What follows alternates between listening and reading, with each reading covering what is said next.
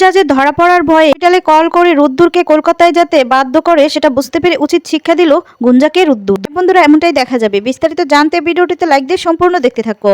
গল্পের শুরুতেই দেখা যায় ময়না বলতে থাকে রাজারামকে আমি শাস্তি না দিয়ে আমি কিছুতেই কলকাতা ফিরবো না, তাই আমার এডমিশন হোক বা না হোক আমি কিছুতেই ফিরবো না। গুঞ্জা তখন ময়নাকে অনেক কথা শোনাতে থাকে।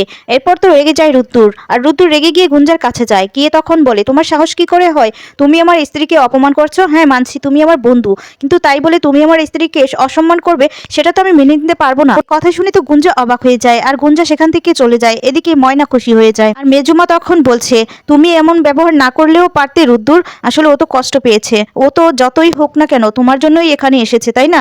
আর তখনই দেখা যায় রুদ্দুর বলে আমি বুঝে নিব, আমি ওর সাথে আলাদাভাবে কথা বলে নিব। এরপর দেখা যায় রুদ্দুর বলে ও আমার স্ত্রীকে অসম্মান করবে সেটা তো আমি মেনে নিব না, আমি কিছুতেই ওকে ছেড়ে দিব না।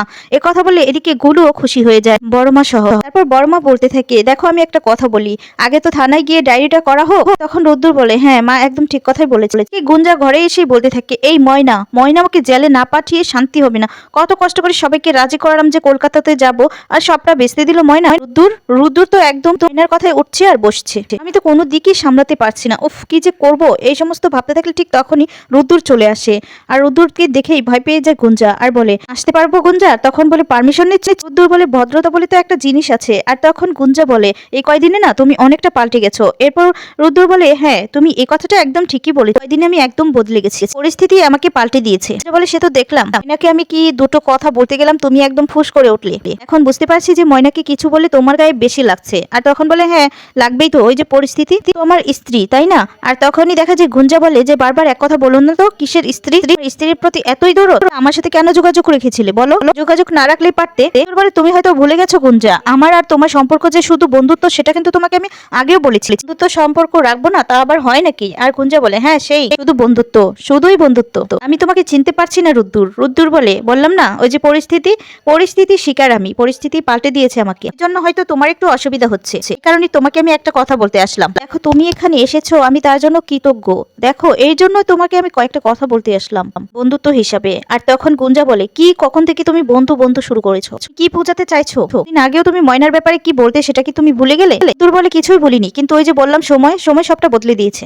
আগে আমার সবসময় মনে হতো যে ময়নার সাথে আমার কখনো স্বামী স্ত্রীর সম্পর্কটা গড়েই উঠবে না, মধ্যে বিয়েটা আমাদের যেভাবে হলো সেটা তো আমি মেনে নিতেই পারছিলাম না, এর কথা আমি ভুলে যাচ্ছি। তবে এখন আমার মনে হচ্ছে যে আমি নতুন করে আবার জীবনটা শুরু করছি, কিছু ভুলে গিয়ে নতুন করে আমি ময়নাকে নিয়ে বাঁচতে চাই, ময়নাকে নিয়ে আমার জীবনটা পার করতে চাই। এটাও মনে হয় যে ময়নার সঙ্গে আমার বাকি জীবনটা খুব ভালো কাটবে। আমি তোমাকে বন্ধুর মতো করে বোঝাতে এসেছি গুঞ্জা, আমাকে নিয়ে না বেশি কিছু ভেবো না। এখন মিসেস রুদ্দুর দাশগুপ্ত, আমি হচ্ছি মিস্টার ময়না দাশগুপ্ত।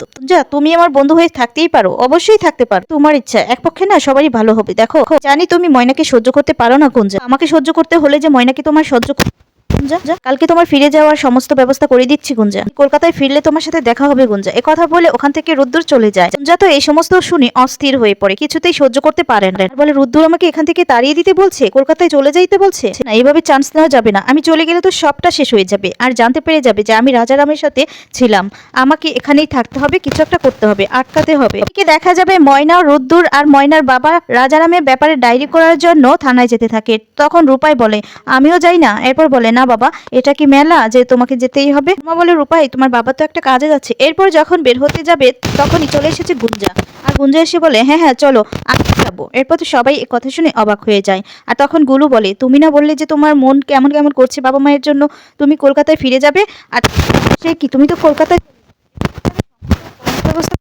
তখন বলে না না এভাবে তোমাদেরকে ফেলে আমি কলকাতায় যাব কিছুতেই না। দূরের বাবা মাস্টারমশাইকে বলছে সেখানে কি এসপি সাহেব আসবে। আর তখন গুলু বলে হ্যাঁ হ্যাঁ যদি আসে তাহলে তো ভালো হয়, ব্যাপারটা যদি একটু চাপ দেওয়া যায় তাহলে কাজটা তাড়াতাড়ি হবে, এদেরকেও তো ফিরতে হবে।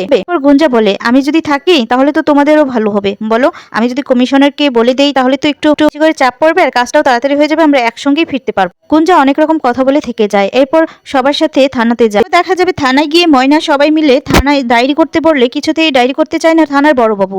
আর বলতে থাকে যে ডায়েরি তো আগে মাস্টারমশাই করছে, ওই ডায়েরি কি হইব? আর তখন ময়না বলে না না ওই ডায়েরিতে কিভাবে হইব, তখন ছিল এক আর এখন হইছে আরেক। হ্যাঁ, এখন তো রাজারামকে ধরতে হইব, এলে শাস্তিটা কি কইরা পাইবো? তখনই বড়বাবু বলতে থাকে আরে ওতেই হইব, আর ডায়েরি করতে হইব না। এদিকে গুঞ্জা মনে মনে বলছে যাক বাবা বেঁচে গেলাম, ডায়েরি যদি করতো নতুন করে তাহলে তো রাজারামকে ধরা পড়লে আমার নামটা উঠে আসতো।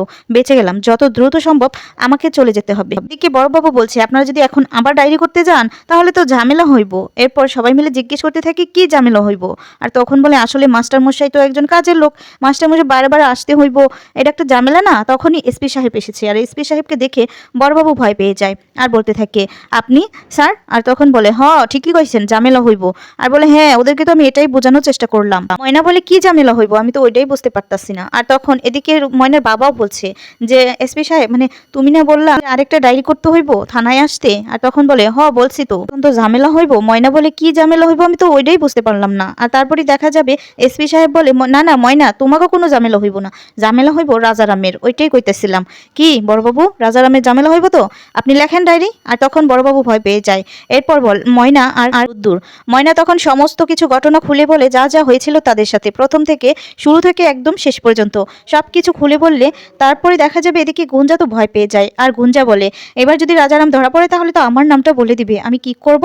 আমি যত তাড়াতাড়ি সম্ভব এখান থেকে গিয়ে আমাকে চলে যেতে হবে কলকাতায়, আর নয়তো একটা কিছু করতেই হবে। তারপর এদিকে ডায়েরি লেখা হয়ে যায় আর ময়না সাইনটা করে দেয়। এদিকে দেখা যাবে রাজারামের লোক একজন রাজারামের সাথে দেখা করতে এসেছে, আর রাজারাম একটা ডেরাতে লুকিয়ে আছে। তারপর সেই লোককে বলতে থাকে তুই দেখা করতে আইসুস কেন? তোকে কতবার কমু যে তোরা আইলে তোকে পিছন পিছন পুলিশ আইবো, আর আমারে তখন তো দইরা লাইবো, তোকে 100 বার না করছি আমার কাছে আইতো, তারপর আইসস আমারে ধরা দিবার লেগে? কথা বলে ঠাসি একটা চর মারে। এরপর দেখা যাবে বলতে থাকে না না দাদা, আপনারে ধরা দিবার লেগে না, আসলে বড়বাবু দেখা করতে চায় আপনার লগে, থানার বড়বাবু দেখা করতে চায়, আপনারা নাকি কি কইব? আর তখন বলে কি কইব বড়বাবু, আমার আবার কি কইব? আর তখন বলে আপনার ভালার লেগেই নাকি আপনারই কিছু কইব।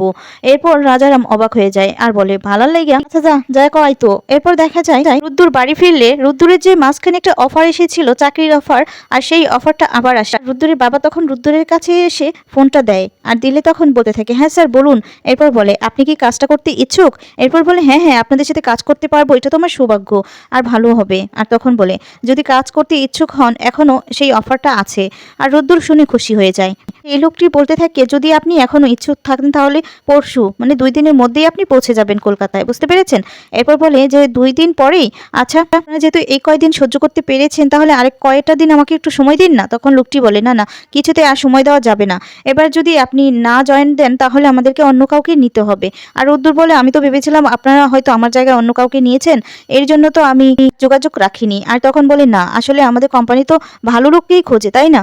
আর তখন এবার যদি আপনি জয়েন করতে দেরি করেন তাহলে তো আমাদেরকে অন্য লোক নিতেই হবে। আর রুদ্দুর তখন কি বলবে কিছুই বুঝতে পারে না। রুদ্দুর বারবার করেই আর কিছুদিন সময় চায়, কিন্তু লোকটি সময় দিতে চায় না।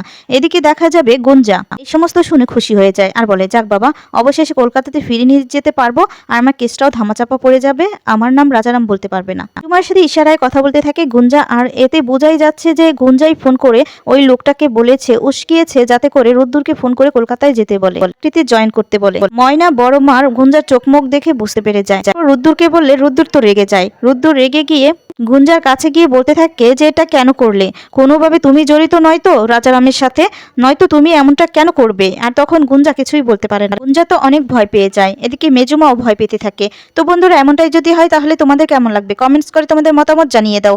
আর পরবর্তী আপডেট পেতে চ্যানেলটি সাবস্ক্রাইব করে পাশে থাকা বেল বাটনটি অন করে দাও। ধন্যবাদ।